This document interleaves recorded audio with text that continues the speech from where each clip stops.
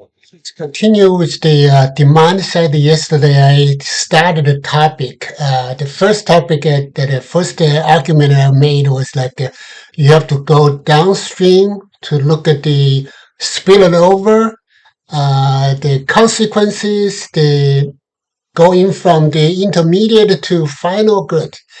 But the even bigger point that I'm making is that you have to look at the demand and the supply side. Let's look at a few examples. In the MIT professors, they raised the issue that there was like some AI system that will not do that well when they look at the X-ray result. Okay, especially when the novel result. But then that actually reminds us that you have to pay attention to the demand side. By demand, meaning that the people who enter the prompt, to asking questions, okay? And then, I remember that in the old days, in the statistics, we have a famous saying that garbage in, garbage out. The same thing applies to the AI system. If you have a mediocre or pretty wrong or even wrong inquiries to the AI, of course you will more likely to get a bad result. Well, the only thing that I guess is actually both sides. If you compare to the statistics, the AI may have some advantage, but also a bigger risk. The advantage is that, if you ask garbage questions, for example, if you ask something like antisocial or illegal question, the AI may refuse to answer. Maybe the Grok is probably more liberal in that sense. They might give you some answer, but a lot of other platforms they will not give it to you. So in that sense, even if your inquiry is garbage, you may not get a garbage output. They just refuse to answer that, right? And but on the other hand, the risk involved with AI is that the more than statistics. If you have a garbage inquiry, garbage prompt, they may give you a lot of hallucinated, they may give you some seemingly reasonable, but in fact it's something dangerous. That's another risk involved. So, but the idea is the same. You really have to take care of the demand set, being the user who are asking questions. You are the demand set. You asking something you demand some answers, some responses from the AI. So that's the one question. Another point that I would make that I keep thinking about the fighting between OpenAI and Anthropic. They basically Sam Altman admitted that the signing contract with Pentagon is too fast and it's optimistic. And I would agree with him, because but the question remains the same. The government, the Pentagon, they are the user.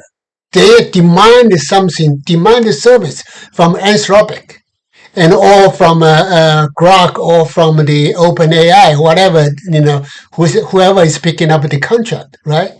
So this kind of demand, it's actually risky, right? Because that's the whole reason that Anthropic decided to, rejected the specific terms, when it comes to, especially when it comes to putting human in the loop. Because the Pentagon may want to just say, let AI to completely control 100%, But in the battlefield, even a little mistake can be fatal. So I totally agree. I totally understand why Anthropic has been being careful on that. Okay. On the other hand, let's look at the demand and supply. Having a nasty nasty demand side of customers like Pentagon under Hexas. Heck, I'm not sure if I pronounced his name wrong. I'm sorry about that. But under this Secretary of War, it's basically they treat, they basically impose a contract and basically say, here is the contract, take it or leave it, my way or highway. That's a typical style in the Trump's administration. But on the other hand, we also have to think about this. Sometimes having a demanding, unreasonable, nasty demand sometimes may push the supply do a better job. Why? Because exactly for the same reason, for the safety reason that you have to think about, you have to keep those high demand consumers in mind, and then what do you do best? You try to improve your lousy, the AI system to make that reduced the error rate to like a 0.001%, those kind of things. So that's in a way sometimes antagonistic, sometimes unfriendly demand can also act to improve the new innovations and technologies. That's another thing.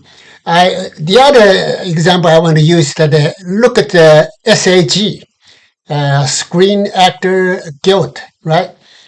So far they've been pretty protectionist, if you will.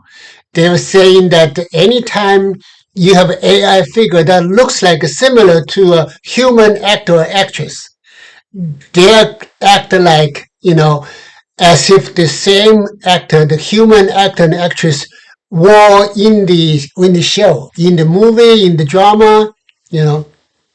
That's obviously, it's a very kind of a conservative, right? It's not very friendly to the AI industry. On the other hand, it also may help the AI, because there's two kinds of one is a personnel. When you look, somebody, some AI movie, a drama, looks like a Tom Hanks or looks like some other female actors. Then SHE has a say. They have to say you have to pay the loyalty, everything, because they will be treated the same as the actors in the movie, even if it is played by the AI, right? So the other condition is that if it's the totally synthetic actors, which there's no similarity to any human actor or actress, then SHE would say, well, you only need to notice that you don't have to pay that much loyalty thing. So you know what? I was thinking when I read this, the first idea coming to my mind is that this kind of thing will accidentally or unintentionally, involuntarily push the AI industry studios, big or small, to push them further away from human personnel than purely synthetic. Of course, the other complicated thing is that it depends on the future. I guess people right now we're living like any generations. People like the 50s, 60s, or 40s and 30s, and they may so much used to the human actors, seeing that on the screen. But people on the Z generation and the Alpha generation, they may not give that much a damn. They may say, okay, it's okay if you have a purely synthetic. They're just like looking at cartoon movies. So those kind of things. So that's around. Basically, the point I'm making is that it's very complicated when it comes to demand. Back to the MIT professor, they have X-ray issues. That's also related to demand because after all, if you have novel cases, and then AI may not be good because you need some. Remember the GPT, the P stand for pre-training. So if you have without the training, then you of course you can expect that you can expect an AI system to come up with the best diagnosis. So let's stop here, and we have I have so many points that let's stop here.